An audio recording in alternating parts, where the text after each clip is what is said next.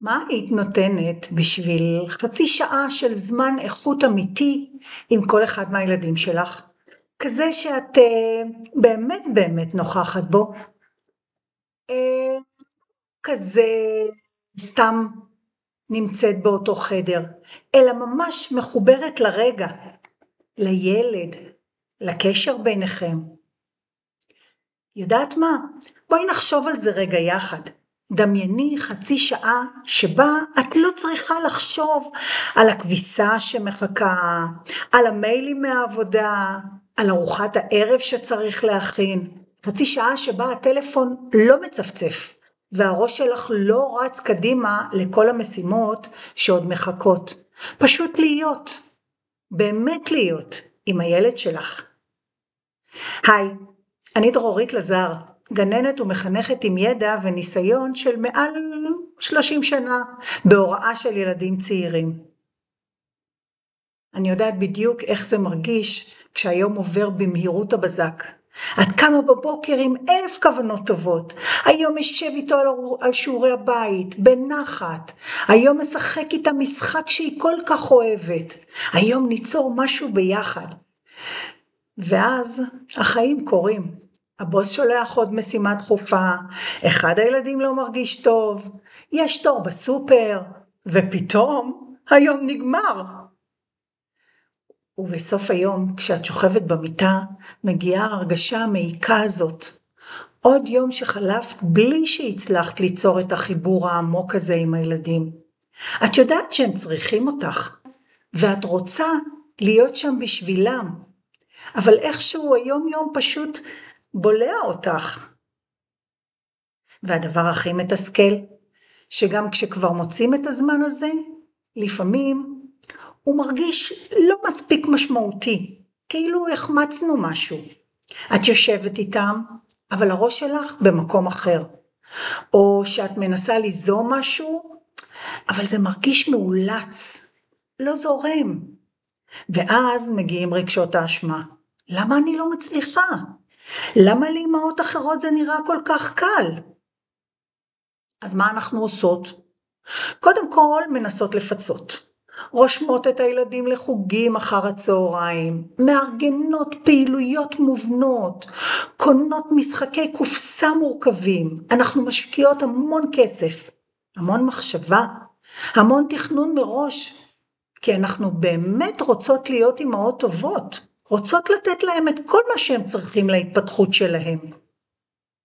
כל הדברים האלה הם דורשים המון זמן, המון אנרגיה, המון הכנה מראש. וכשאת מגיעה כבר הביתה אחרי יום עבודה ארוך, כשהראש שלך כבר עייף, כשיש לך עוד 1000 דברים לעשות, זה פשוט לא קורה. או כשזה קורה, אבל מרגיש כמו עוד משימה ברשימה אינסופית. לפעמים כשהכוחות אוזלים, אנחנו מוצאות את עצמנו בוחרות בפתרון הקל, נותנות להם מסך, טאבלט, טלוויזיה, טלפון, כי זה פשוט יותר קל, נכון? הם מרותקים, יש קצת שקט, רק עוד כמה דברים, אבל עמוק בפנים אנחנו יודעות, זה לא מה שאנחנו באמת רוצות בשבילם. זה לא הזיכרונות שאנחנו רוצות שיהיו להם מהילדות. אחרי יותר מ3 עשורים של עבודה עם ילדים, אני יכולה לספר לך משהו שאולי יפתיע אותך. הילדים שלנו לא צריכים את כל הדברים המורכבים האלה. הם לא צריכים את החוגים היקרים, או את הפעילויות המתוכננות עד הרגע והפרט האחרון. מה שהם באמת צריכים זה אותנו, נוכחות, מחוברות, משחקות איתם. והחדשות הטובות זה לא הרבה יותר פשוט ממה שאת חושבת. יודעת מה הסוד הגדול שגיליתי לאורך כל השנים האלה בעבודה עם ילדים? שילדים לומדים הכי טוב כשהם משחקים ונהנים. זה לא חידוש מרעיש, כל חוקרי ההתפתחות הילד יגידו לך את זה. אבל החלק המדהים, זה לא צריך להיות כל כך מסובך. זה לא צריך לקחת שעות. זה צריך פשוט להיות כיף להם ולנו. בעבודה שלי כגננת ומחנכת ראיתי אלפי ילדים מתפתחים ופורחים, ואתן יודעות מה המכנה המשותף? זה לא היה הציוד היקר או התוכניות המתוחכמות. אלה היו הרגשים הפשוטים של החיבור, כשילד מרגיש שרואים אותו, שמקשיבים לו, שנהנים איתו. ראיתי איך ילדים מתחברים לפעילויות פשוטות שהם יכולים לחזור עליהן שוב ושוב. למה? כי החזרתיות נותנת להם ביטחון. הם יודעים מה מצפים מהם, הם מרגישים שהם מצליחים, והכי חשוב, הם מרגישים את החיבור איתנו. זה כמו שיר אהוב שרוצים לשמוע שוב ושוב. יש בזה נחמה, יש בזה שמחה, יש בזה ביטחון. תחשבי על זה, כשאנחנו משחקות איתם, קורים כל כך הרבה דברים בו זמנית. אנחנו לא רק מעבירות זמן, אנחנו בונות קשר. קשר שישאר איתם לכל החיים. אנחנו מחזקות את הביטחון העצמי שלהם, כי הם יודעים שהם שווים את הזמן ותשומת הלב שלנו. אנחנו מפתחות כישורים חשובים, ריכוז, חשיבה, שפה, וכל זה יכול לקרות ב-20 דקות, חצי שעה של משחק משותף.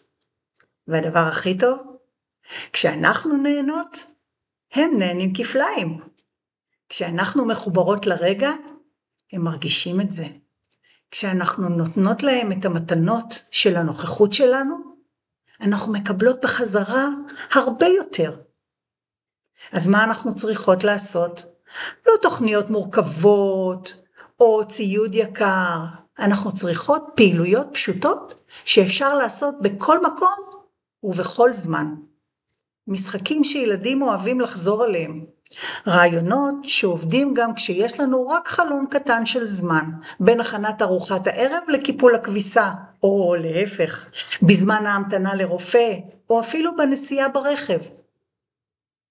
את יודעת מה הדבר הכי חשוב שלמדתי בכל השנים האלה של העבודה עם ילדים והורים?